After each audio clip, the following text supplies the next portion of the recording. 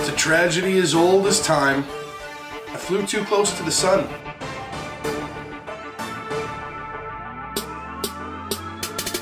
Oh hi, it's your old pal Dalby back for week number 15 in the NFL. Thanks for coming to watch the video. If this is your first time here, make sure that you subscribe so you don't miss any of these videos. Plus, we've got so much more on this channel. And after the video, make sure that you hit the description down below because that's where you're gonna find links to everything that you need for things like game lists, point spreads, everything to make your own ticket to play along at home. So week 14 was weird. I knew that there was a chance that things could go sideways when I decided to go with the theme of picking teams that I'd struggled with throughout the season, but I did not expect that the whole world would go upside down. Watching players clearing snow to kick field goals in Buffalo, or Drew Brees literally throwing the game away in the end zone, Tennessee forgetting that a football game is 4 quarters long, and Miami shocking the world against New England. So yeah, I finished the week at 1-2 against the spread, with Jacksonville being the only team that came through for me. And I went 4-5 straight up in last week's video. Didn't get much better for the rest of the week, finishing at 7-9 straight up for my first sub 500 week of the season. That said,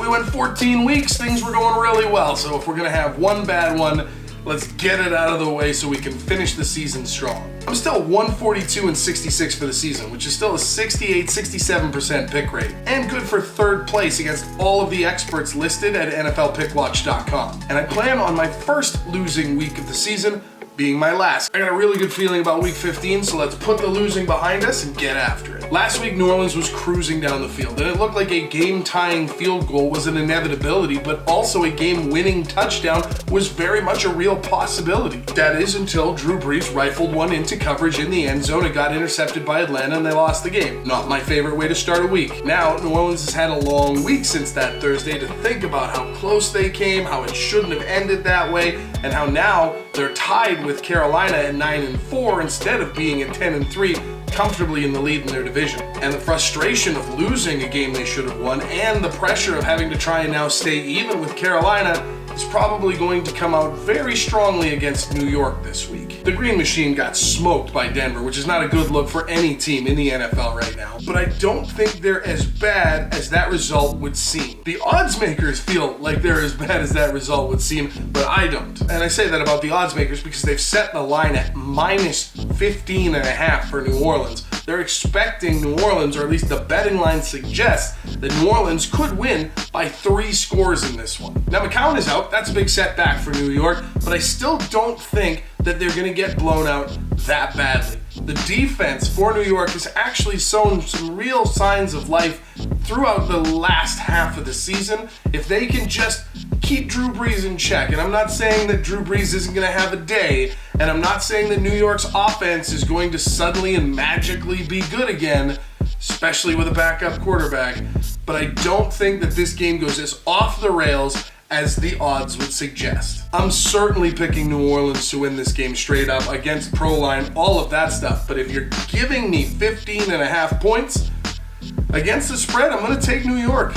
That's weird. That's a weird thing. I'm doing it. When Ezekiel Elliott was suspended for 6 games, a lot of people thought Dallas might be in trouble. When they got held to less than 10 points in the first 3 games of that suspension against teams like Atlanta and Philadelphia and LA, people really started to write this team off for the playoffs. But we're here now, and we're in the final week of Zeke's suspension. They just pulled off big wins against New York and Washington, and of course I'm not going to say wins against those teams make you an elite team, but I'm just saying that they're coming out of this with the potential to go 500 through the suspension, still in the race somewhat for the playoffs. This is not a bad situation for Dallas. And if you got to go somewhere to get a win, Oakland is not the worst place you could pick. Oakland was supposed to be this powerhouse team after last season. The expectations were so high for this season, and they have let down on almost every front, struggling against any team with any kind of winning record this year. Oakland is still in the hunt, mostly only because that division is so bad, with KC having their huge slide and LA taking so long to get going this year, but it's still an outside shot for Oakland to make it into the postseason this year. A loss against Dallas would really be the end of it all. but I just don't feel like the desire to make the playoffs is suddenly going to make Oakland a dangerous team. Oakland's 1-6-1 in their last 8 games against teams with winning records against the spread, and I think they're going to continue to drop there as I'm giving up 3.5 points and I'm taking Dallas even on the road. Our last game this week should be the best game of the season, but absolutely could be a dog. Despite huge records on both sides of the football this Sunday,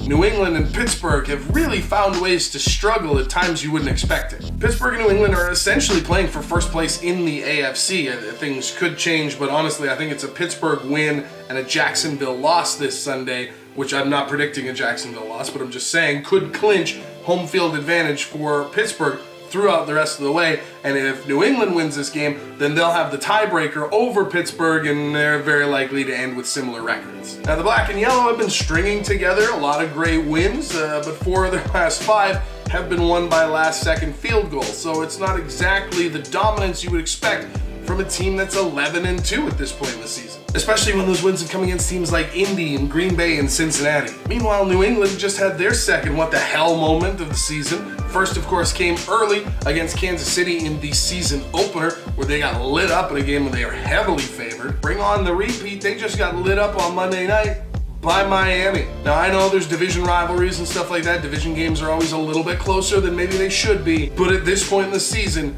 New England doesn't lose to Miami, or at least they shouldn't. Not this Miami, not Jay Cutler Miami. And it has to be concerning on 2 fronts if you're New England or a New England fan.